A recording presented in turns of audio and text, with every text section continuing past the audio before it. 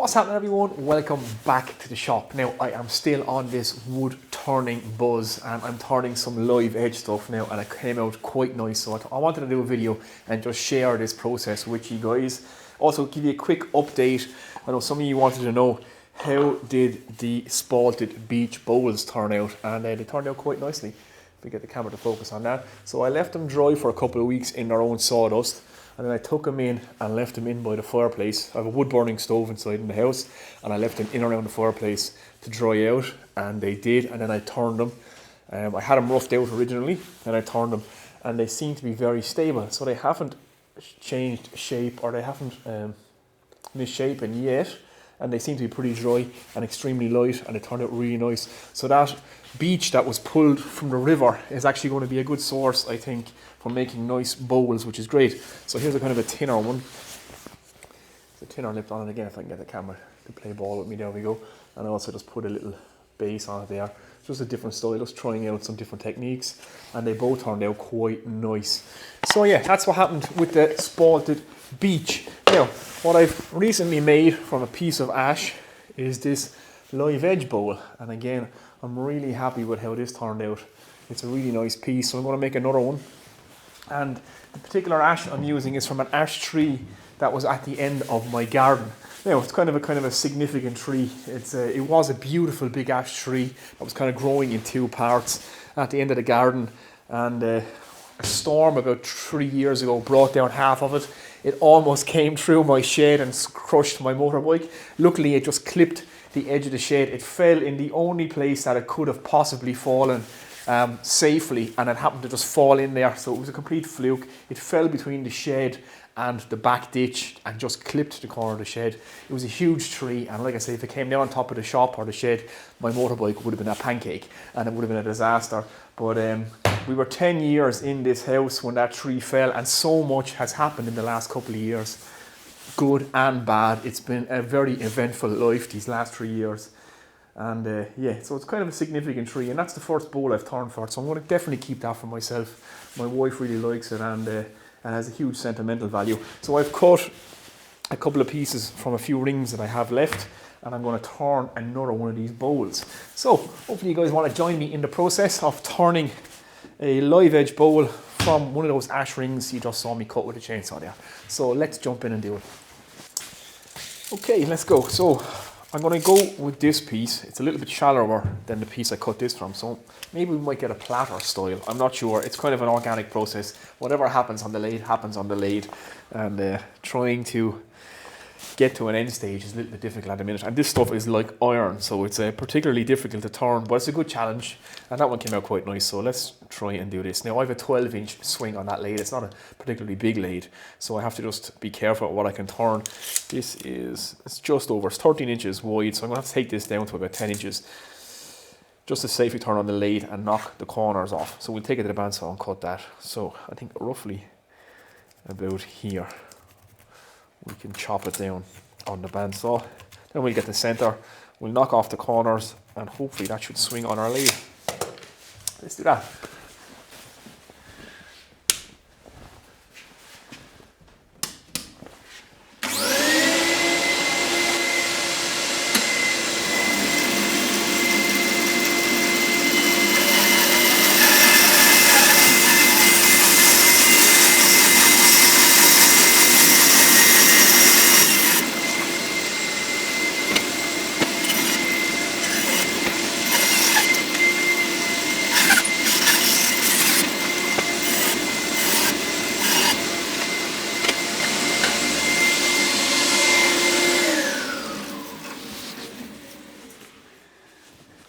Right, there's our blank. So we're going to get our faceplate on somewhere around there. That's roughly center of what we want to turn. So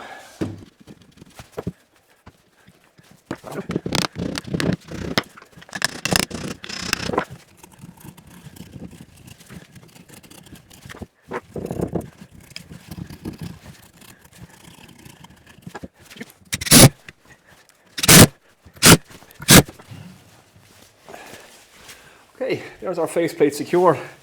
Let's go and attempt to turn this thing.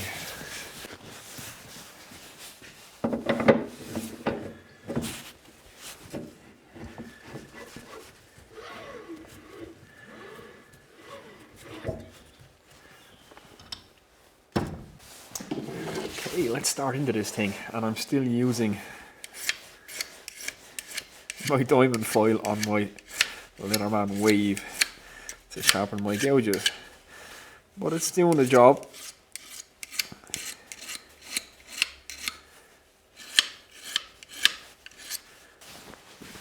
Okay, we're good and sharp. Let's try and turn this thing now. So we started off at a slow RPM.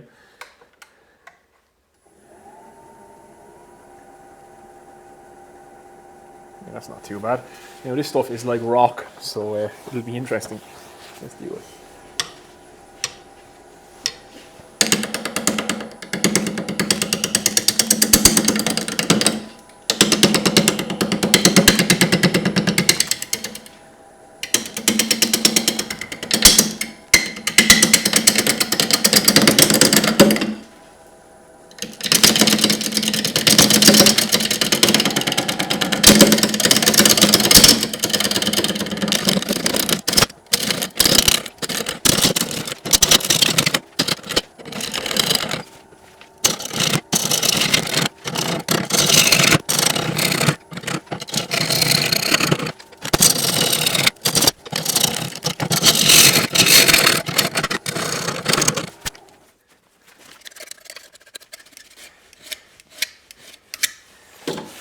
It'll take a bit of beating into submission, but we get there.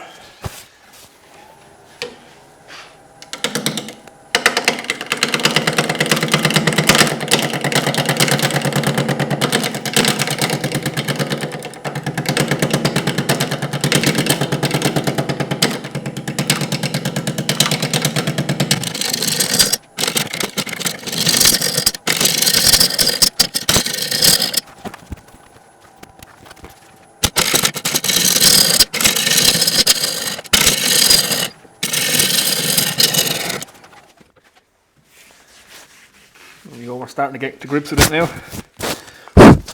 But it's definitely not for the faint-hearted.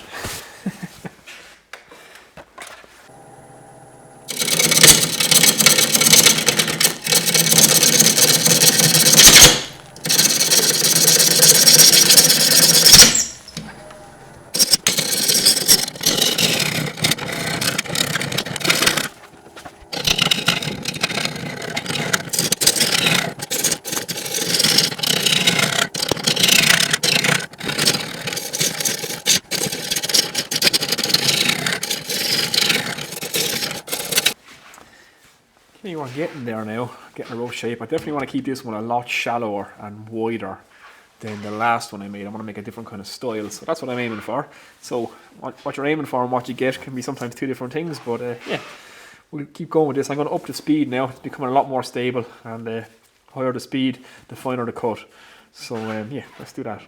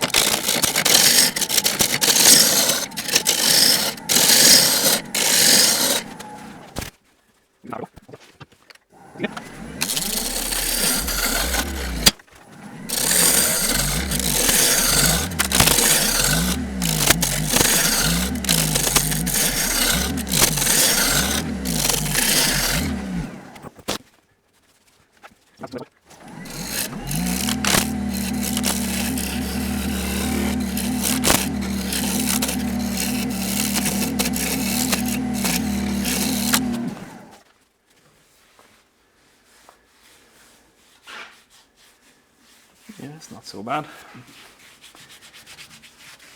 Okay, there we go. I removed a little bit more than I wanted to, so it's kind of taking the same shape as the last bowl, but I had a couple of catches, so I had to take that bad bit out. But yeah, I'm just going to cut the tenon now, and I'm going to finish the rest with sandpaper. So yeah, let's do that.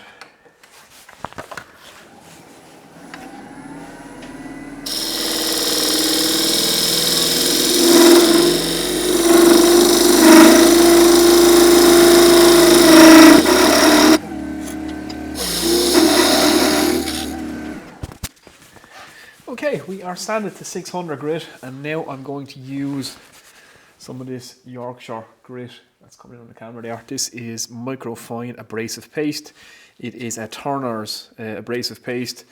They didn't have the standard Yorkshire paste. This is the, like I said, the microfine stuff. So they say sand to 600 grit before you use this, and this really does put a great finish on it. So we're going to use this just to do the final bit of polish on it before we apply some sanding sealer. And there's nothing really to it, just get some on a cloth.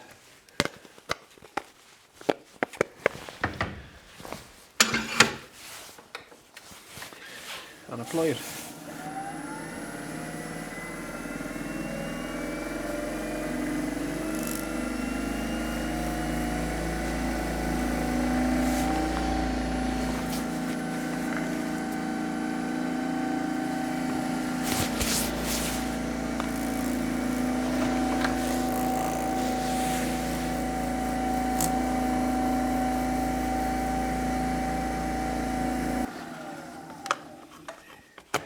There we go, simple as that. And that just takes out any of the fine little scratches. That is silky, silky smooth now.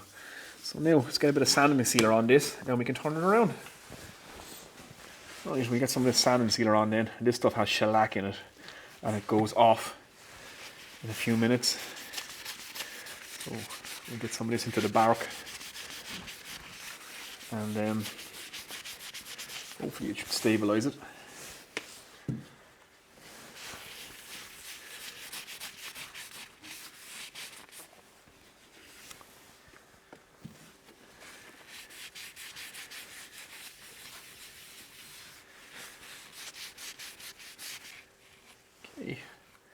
We'll give that a few minutes just to go off. It's almost dry already. And then we can flip it around and start working on the inside of this bowl.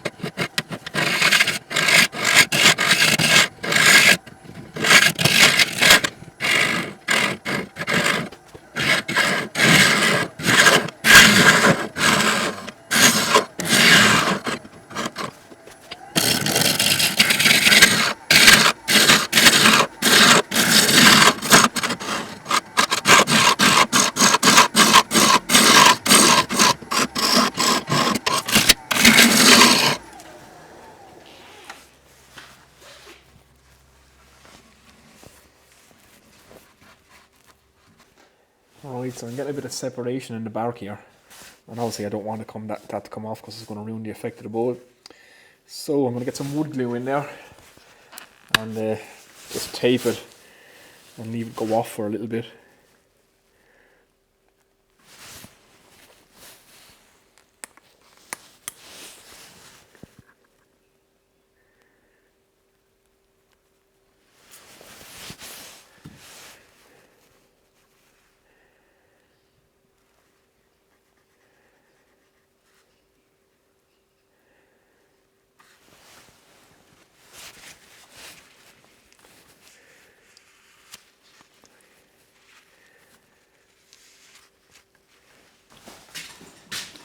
Right, so I couldn't get the tape to stick and I couldn't get a clamp on it because of its shape, so I've just put some weight on it and just used the weight to clamp it. So I'll let that wood glue set up and hopefully we can save the bark, because the bark is everything. It's the whole effect that we're going for on these bowls. So yeah, let's see if we can save this. So we leave that now for a couple of hours and then we'll get back to turning. Okay, we are back at it and the glue has not really held too good, so it's something I'm going to have to address later. So I think we're going to leave a slightly thicker rim on this bowl and we'll just work the inside now, just so we don't pull the bark off. because if we lose the bark, we lose the effect, and we don't want that to happen. So I'm going to finish the inside of this bowl now and leave a slightly thicker rim on it, and then we'll try and address that bark peel with maybe a slightly different glue or something like that, but we'll sort it out. So let's rock on and get this inside cut out now.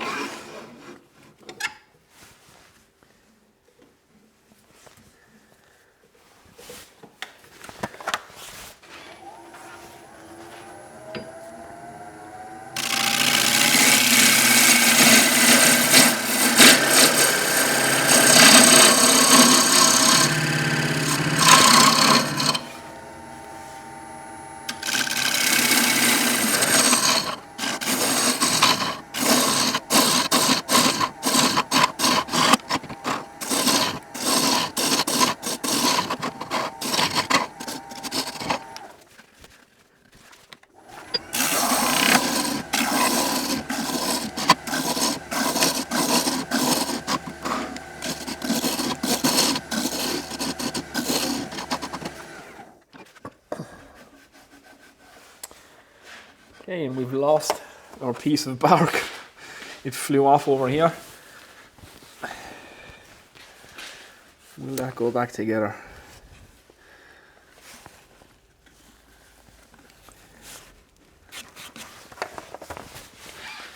Okay, that's pretty good. I think we can work from sandpaper from here. One thing just to be careful of with these live edge bowls, especially these ones that are kind of oval shaped or not perfectly round, is you will get some wrap on the knuckles from this bark as it comes around. So just watch your hand when you're in there sanding. I've already done it to myself and it's not a mistake I intend to make again. So I'm going to sand this now up to 600 grit and I'll get the finish on it the same way as we did, and when I have that done I'll get back to you. Right, this is where we're at. I switched to Type Bond 3 to glue the bark back on and it seems to be holding, so I'm going to leave the tape on it. It's been glued now for a few hours and it seems to have taken this time, so yeah, I'm going to leave the tape on for a little bit longer. I'm just going to flush off this tenon now, then I'm going to take it to the sander, the belt sander, flatten the bottom, and then it's going to be almost time to put the final finish on it, and we're almost home and hosed. So let me get this off now and I'll get back to you.